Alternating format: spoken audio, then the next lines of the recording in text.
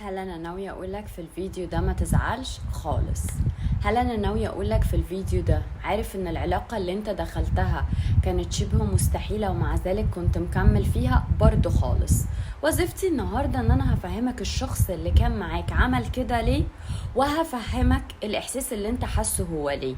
طبعا انا مش بايدي ان انا احس بكل واحد، بس انا بتكلم في المجمل او في العام.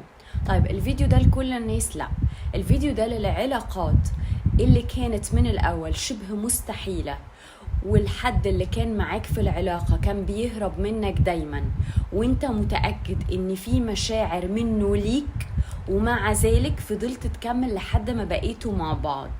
ايه اللي حصل وليه؟ هفهمك.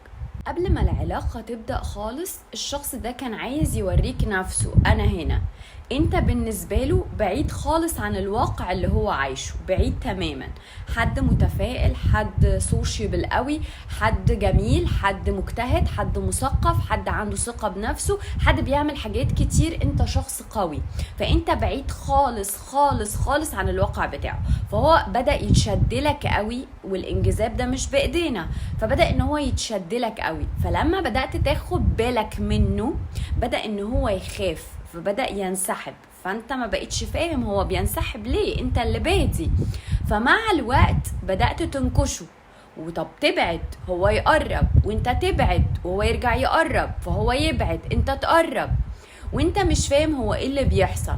بس كمية تساؤلات بتكون جواك. طب هو انت ليه مصعب الدنيا قوي كده؟ ما انت اللي جيت لي من البداية، ما انت اللي عايزني من البداية. فبدأت بعد انعكاسات كتيرة قوي وان هو مش مفهوم دخلته في الريليشن كانت حلوة جدا، بس دايما هو بيحس ان هو مش كفاية. نيجي بقى للنقطة المهمة، هو ليه بيحس دايما ان هو مش كفاية رغم ان انت مش بتحسسه بده اصلا؟ اقولك. هو دلوقتي جاي من واقع، خلينا ندي مثل قوي شوية. جاي من واقع، الواقع ده عايش فيه ازاي؟ الواقع ده مثلا هنتخيل ان هو عايش في كهف. الكهف ده بياكل فيه وبيشرب فيه وبينام فيه وبيعمل تواليت فيه. فهو عايش في حاجة اسمها عدم استحقاق ذاتي، ودايما شايف نفسه قليل، ودايما ملوش علاقات كتيرة وما بيعرفش يتكلم مع ناس كتير. انت جيت اديته معنى للحياة، فمع كل مرة بيقرب فيها في حتة منه بتقلق، لانك جيت عيشته بعد ما كان في كهف في قصر. مش بالمعنى الحرفي اللي هي ماديات، لا، بمعنى ان انت شفته حلو، شفته ينفع يتشاف، بتقدره، بتحترمه، بتديله احساس بالتقبل، اني متقبلك زي ما انت. اديته حب من غير شروط ومن غير قيود. فخلال سنين عمالة تعدي انت عمال تفخم فيه وتحسسه بقيمته. بيتغير وبيحاول يتغير، لكن هو من جواه فيه خوف ان انت هتسيبه وتمشي يوم من الايام، ان انت ممكن تتخلى عنه بسهولة، لانه انت غير الواقع بتاعه خالص. انت حد شايفه دايما متشاف كبير، هو دايما بيتعامل في الواقع بتاعه بشكل قليل، ان هو مش متشاف، وان هو قدراته محدودة، وان هو ملوش صحاب، وان هو قافل على نفسه، وان هو حتى ما بيعرفش يتعامل مع اهله. حد دايما. فانت كنت بتحاول تفكس الحاجات دي بشكل غير مباشر، وانت مش واعي بقى. كنتوا بتدوسله على حاجات بتوجعه قوي، مربوطة معاه من الطفولة. انت مش واعي، انت بتحاول تساعده، بس المساعدة دي اوقات كتيرة كانت بتيجي على نقط عنده بتدوس، فانت بتخذله، بتحسسه بالعار اكتر. فمرة مع مرة مع مرة مع مرة بيتخانق معاك على حاجات تبص لها تحس ان هي ما فيهاش اي نوع من الخناق، ومع ذلك بيكبر المواضيع قوي، ومع ذلك بيحس نفسه دايما ان انت بتيجي عليه او بتقلل احترامك ليا، رغم ان انت ما بتعملش ده. بس هو مع الوقت بدأ ان هو عايز يمشي بأي وسيلة علشان هو خايف من جوه، لانك انت شخص شايفه متشاف، وهو متعود على ان هو مش متشاف، ان هو مش متقبل. فيعمل ايه؟ يقولك انا ماشي ومش هكمل، وبعد فترة يرجع تاني يقولك انا عايز اكمل. فانت تفتح له الباب تاني على اساس ان هو ممكن يكون فعلا عرف قيمتك، والدنيا تفضل تلف في كده. كل ما يحس ان هو الخوف زاد عنده قوي جوه، ان انت مش شبهه قوي جوه، ان انت مديله تقدير اكبر من حجمه قوي جوه، يمشي.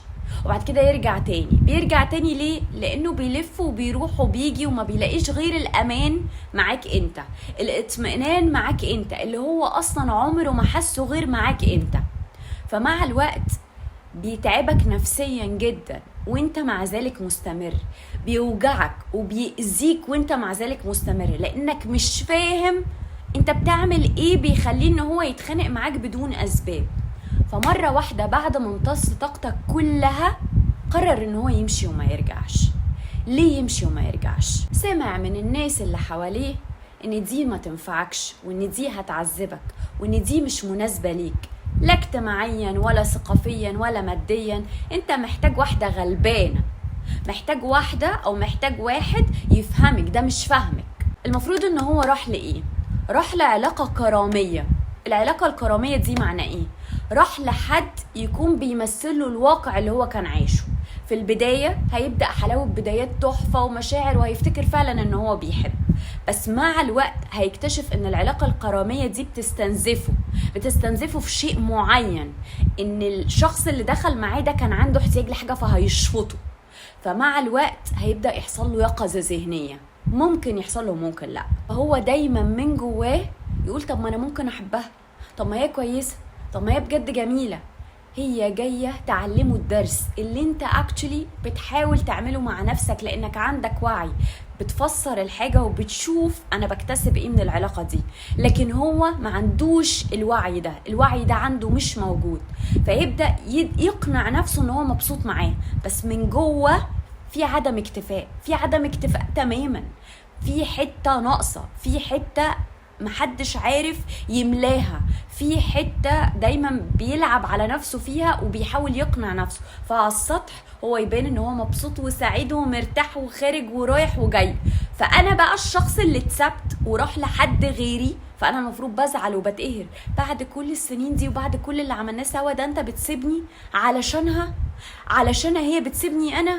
مش قصدي والله خالص ان انا اقلل من اللي هو راح لها، بس اللي هو راح لها دي علاقة كرامية، هي وجودها ان هي تعلمه الحب المشروط اللي هي بقى هتديهوله، الحب اللي لازم باحتياج مشبع ليا، عن الحب الغير مشروط اللي انت كنت اديتيهوله يوم من الايام. هل هيفوق؟ هل هيرجع؟ لو حصلت معاه يقظة ذهنية، لو حصل عنده وعي وفهم ان انت لا تعوضي، ان انت مش هتتكرري، لان انت عملتي معاه اللي محدش في الدنيا عمله معاه، وانك خليتيه متشاف ومقبول.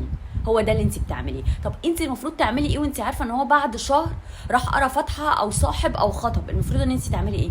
انت مش هتعملي اي حاجه، انت هتسلمي امرك للمولى سبحانه وتعالى، وهتبداي خطوات التعافي الصح. ليه؟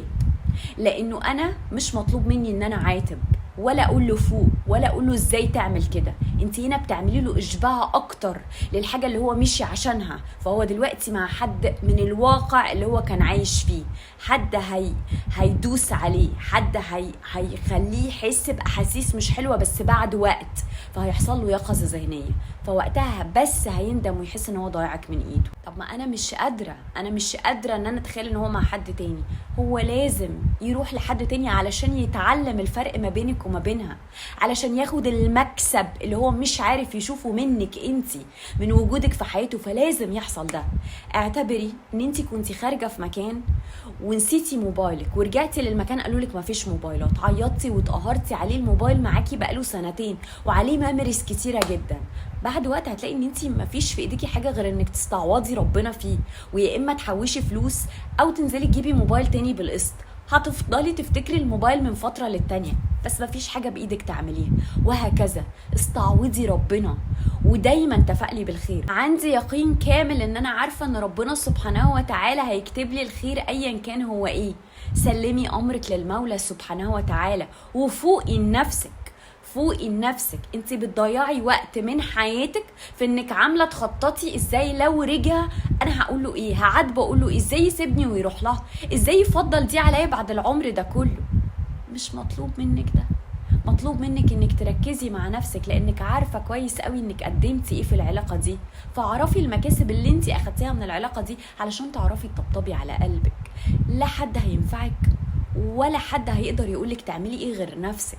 فانتي الوحيدة اللي تقدري تحسي بوجعك، فعيشي التجربة كاملة، ما تقاوميش مشاعرك، اسمحي لها بالمرار، ما تختبريش تجاوزك ليها خالص. put yourself on the track وما تلتفتيش ورا. لو هو خير هيرجع، لو هو خير هيعرف امتى. ما تجريش وما تسربعيش في الاحداث، ما تجريش ان انا عايزه اعرف ايه اللي هيحصل بعدين. مفيش حد بيجري وراكي، اللي بيجري وراكي هو نفسك، اللي بيجري وراكي هو نفسك. ففوقي لنفسك واعرفي انه خلاص الموضوع لحد دلوقتي خلص. وهقولك على اخر حاجه وركزي فيها كويس قوي، انتي ممكن يوم من الايام كنتي تبقي مكانه، وممكن تبقي ما كنتيش عارفة تتعاملي مع الخوف اللي جواكي، وممكن تبقي عيشتي عيشة ما فيهاش اي نوع من انواع الابريشيشن، التقدير او الاحترام او ان انتي قيمتك تبقى عالية.